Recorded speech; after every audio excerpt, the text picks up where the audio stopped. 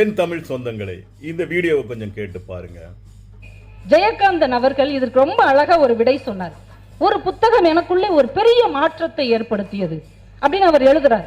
என்ன புத்தகம் அப்படின்னா, விக்டர் ஹியூகோ எழுதின லா மிசரப் அப்படிங்கிற ஒரு நூல் அவர் படிக்கிறார். அவர் சின்ன வயசுல இருக்கும்போது படிக்கிறார்.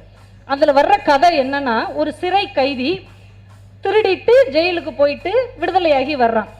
அப்ப எல்லாம் ஜெயிலுக்கு போயிட்டு விடுதலையாகி வந்தா யாருமே மதிக்க மாட்டாங்க.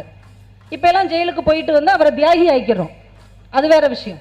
அன்னைக்கு அவன் ஜெயிலுக்கு போயிட்டு வந்தோடனே அவன் சொந்தக்காரன் நண்பர்கள் யாருமே கூட சேர்த்துக்கல. போ நீங்க வராதன்னு விரட்டி விட்டாங்க. அவனுக்கு எங்க போறதுன்னே தெரியல.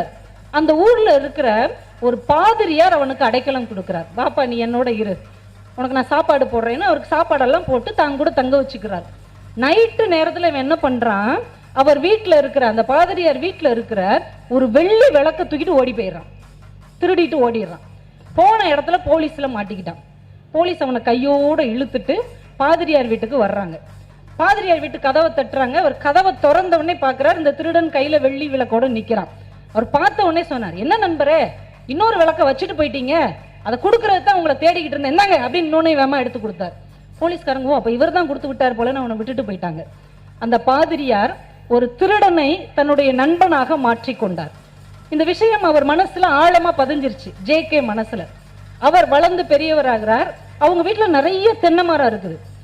தென்னை மரத்துல உள்ள தேங்காயை பறிக்கிறதுக்கு ஆள் தேடிட்டு இருக்கிறார். ஒருத்தர் சிக்கல. ஒரு நாள் நைட்டு நல்லா தூங்கிட்டு இருக்கிறாரு. நடுராத்திரி பொத்து பொத்துன்னு சத்தம் கேக்குது. என்னடான்னு ஜன்னலை திறந்து பாக்குறாரு.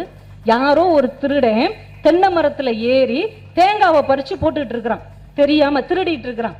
இவருக்கு அந்த கதை மனசுல வந்துருச்சு. டக்குன்னு சொன்னாரு, ஏன்பா உன்னை பகல்லாம் தேடி தேடி பார்த்தேன், வராம இந்த நேரத்துக்கு வந்திருக்க.